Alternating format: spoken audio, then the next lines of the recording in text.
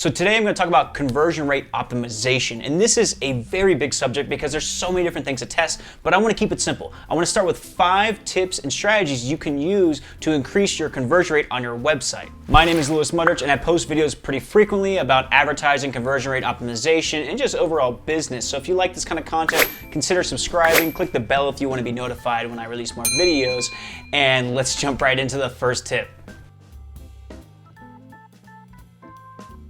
Now, before you leave the video because you're thinking oh wow, that's a crazy idea, I've never done that before.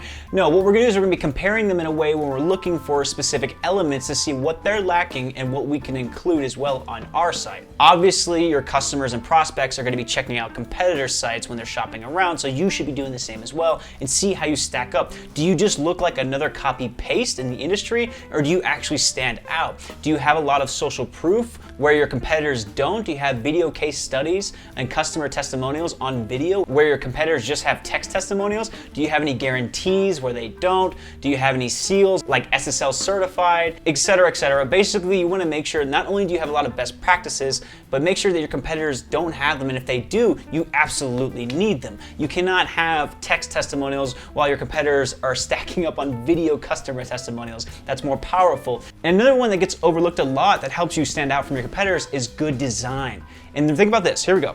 You have 3 seconds. 3 seconds from someone hitting your website to deciding they're gonna leave, to capture their attention, show them what you do, have them trust you, and then make it clear about how to proceed to the next steps or contact, things like that. If you don't do that in 3 seconds, then they're gone. So while comparing your site to your competitor's site, run this 3-second test, have your friends do it, have some family friends check it out, and see if they really get what your business does faster or better than your competitors. And then whenever you look on their site, just look at it for 3 seconds, look away, see what kind of information you grabbed in that 3 seconds, and that'll give you a clear indicator of where your gaps are and where your competitors' gaps are. And another little tip that I like to use whenever I'm comparing my site against my competitors is I like to use sites like BuiltWith to see what kind of technologies they're using. And if they're using anything like Full Story, Hotjar, Optimizely, or any other A/B testing heat mapping softwares, I know to take what I see in their site with a little bit more value and weight than my other competitors who aren't testing for these things, because I know that this competitor is putting more effort and attention on their website conversion rate. So I can actually take what I see on their site with more value that maybe I should include on my site, or maybe they have ran some tests that I don't know about to come to the current version of their site. Now, it's a bit of an assumption, but it's much better than just guessing. So the second way to increase your website conversion rate, and this is more for the B2B space, lead generation, you're using contact forms and whatnot, less about e-commerce, and that is make it super frictionless for people to give you their information, especially on mobile. And maybe you're like, well, Lewis, my audience doesn't use the mobile phone to navigate my site. They use the desktop majority of the time. They're old school. Listen, you're gonna get cheaper cost per clicks for one. So whatever advertising platform you're doing, mobile is typically cheaper than desktop. And then what you're gonna wanna do is, if you can make it really friendly on mobile, that's gonna translate pretty well to desktop anyway. So if you're making it mobile first contact form, like making sure it's super frictionless on mobile, you're likely to have a much better desktop experience anyway. One of my personal favorites that works most of the time, using multi-step forms. I actually made an entire video about what these are, some examples and how to use them, so check the link in the description to check out that video. But that's actually a great way that works time and time again, especially in lead generation, when you typically have to ask a lot of form fields or you have to ask a lot of information for someone to become a lead.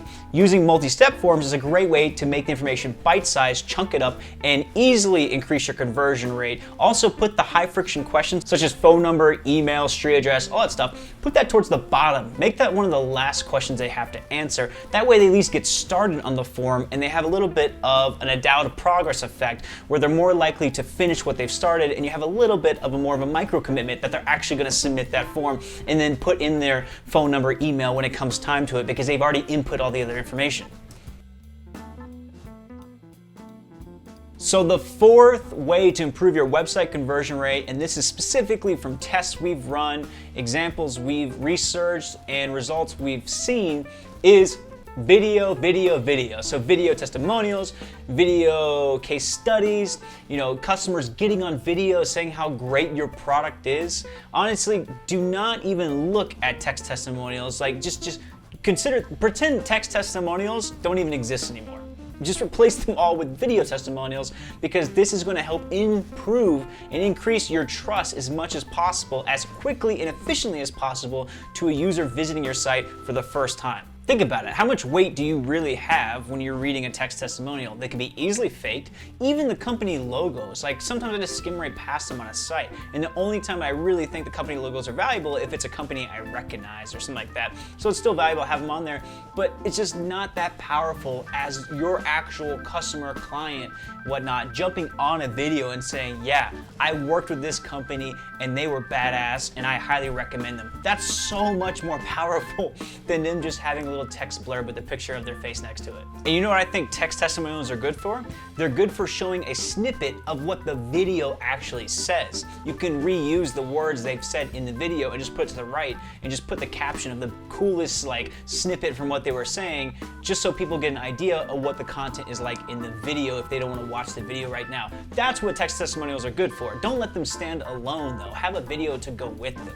I feel like this is turning into a commercial for my companies. I'm sorry, but another shameless self-plug is on our site, our agency site. That's exactly what we do. We have a quote from Brock of what he says in the video. We took some of the coolest highlights and then put them right here. So in case someone doesn't want to watch the video, they can just read the highlights. But really what this goal is right here is to get them to click play on the video. Because what's going to be more powerful? A picture of Brock right here with this quote next to it, or an actual video where he's talking in depth about what it was like working with us, and I captioned something he said there to entice you to click on the video. That's going to build way more trust.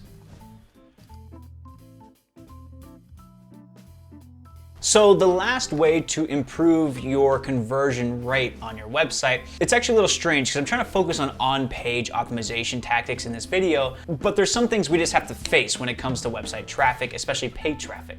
And before I jump into this tip, please consider subscribing and click the bell so you get notified every time I release a cool new video like this. And if you have any questions at all, leave them in the comments. More than happy to help you out. But the last way to increase your conversion rate is actually running remarketing campaigns. What? Remarketing campaigns? How do you sleep at night, Lewis? That's not conversion rate optimization. That's ad stuff. That doesn't belong in this video. Listen, just put away the pitchforks for 1 second. The reason why I'm suggesting remarketing campaigns on a video about conversion rate optimization is because there's just a cold, hard fact at the end of the day. The fact is that you're not going to get anywhere near 100% conversion rate, nor should you try to get to 100%. You have to accept the fact that a lot of people, most people, are not going to convert on their first exposure to your brand. They're not going to be warm enough, or the trust is not going to be built up enough, or the pain point they're trying to solve is not big enough yet where they're going to give you their information, where they're going to buy your product, where they're going to sign up for a free trial. That's where remarketing campaigns come in, to convert the people who did not convert the first time, which is going to be a large majority of them. Now, a big mistake people make when trying to get more conversions by running remarketing campaigns is they send them the same ad they saw the first time, and the link that they click takes them right back to the same landing page the first time. Listen, there was a reason they didn't convert. Maybe the dog barked, maybe the microwave timer went off, right? And they got distracted and didn't want to do it right then and there. But let's just assume that maybe they weren't convinced enough, or maybe they didn't see enough value to give you their information, to give you their purchase and so on, which is more likely than not the case. So on this second remarketing round you're doing, or the third remarketing round, you want to give them something different. Give them a lead magnet, give them a new landing page with a different offer, a different video, show them a different ad, show them some customer case studies, show them customer testimonials as an ad, show them some use cases of your software. Don't just show them the same ad and send them back to the same place, because you're not going to have nearly as good as an opportunity to convert them if you show them something different and a new ad, a new experiment, a new experience with your brand. Just to rattle off some examples, if you're in e-commerce and someone didn't check out, show them an abandoned cart offers. Hey, 10% off or 20% off if you check out today, and show them an ad for that. Or like, hey, we noticed you didn't purchase. Here's a free XYZ, or here's free shipping to check out. If you're in the software space, show them how your software works with a retargeting video. Here's how easy it is to set up automation rules with our software. Click, click, click, click, boom, and we're done. You sign up for a free trial by clicking the link below, right? Give them something else so they can actually come back and say, okay, I'm interested now. You got me. I'm going to convert now. So a quick shameless plug, a good example of this is actually the software that me and my co-founder built, Trimetric, where it's basically an ads automation tool for Facebook ads. We have a GIF showing off parts of the software. You watch the video, it walks you through more of the software. It's starring me as the actor. And if you scroll down, it actually shows you more snapshots of what the software does inside Slack and things like that. Shows you automation builder. This is to give people an idea of what they're actually opting in for, or what they're actually requesting an invite for before they put in their information, to increase the chances they'll actually convert, rather than just guessing that maybe this is for me, or maybe this has the feature I need. I don't know, I'm gonna bounce. Remember, people are gonna bounce really, really easily, so you have to make sure you can reduce that chance as much as possible. If you're in lead gen and you're asking for like high ticket, book a demo, or something like that, maybe retarget them with a customer case study. Working with ConvertLab was amazing. Here's exactly how we did it. If you're an enterprise or B2B or lead gen, show them a retargeting ad of maybe a customer case study or a customer testimonial, where they're on camera and they're saying, hey, working with this company was great. Here's exactly the kind of results we got. Here's what you can expect working with them, so on and so forth. Have a call to action for them to check out your site again. Try to find that thing they were missing the first time, whether it's trust, whether it's the pain point, whether it's not confidence in your product. Try to solve that this time around with your remarketing ad to get them to convert. Or maybe you're just asking for too high friction of an ask. The mistake I see a lot of times too as well, especially in software and high ticket software, people are like, hey, jump on an hour-long sales call with us, because let's be honest, a demo call is really a sales call. And we'll show you how we can help you. A lot of times people need to be warmed up first before you go straight for that sale. So a great way to do that is try to get them in the door with lower friction asks or lower friction offers, and then remarket them with the bigger ask. But back to the main point, remarket people to increase your overall conversion rate, because if you just stop at that first touch point where they visited your site and didn't convert, you're not really taking advantage of the fact now they know who you are, and remarketing is typically way cheaper than running ads to cold traffic, and they're more likely to opt in on that next touch point. So I hope you got some value out of this video, and sorry if I went on a little side rant, but I want to give you the full picture when it comes to conversion rate optimization, so you can find this really actionable on different fronts, not just from an on-page conversion rate optimization standpoint. If you need any help with paid ads or conversion rate optimization, feel free to reach out to me. Otherwise, I'll see you on the next video.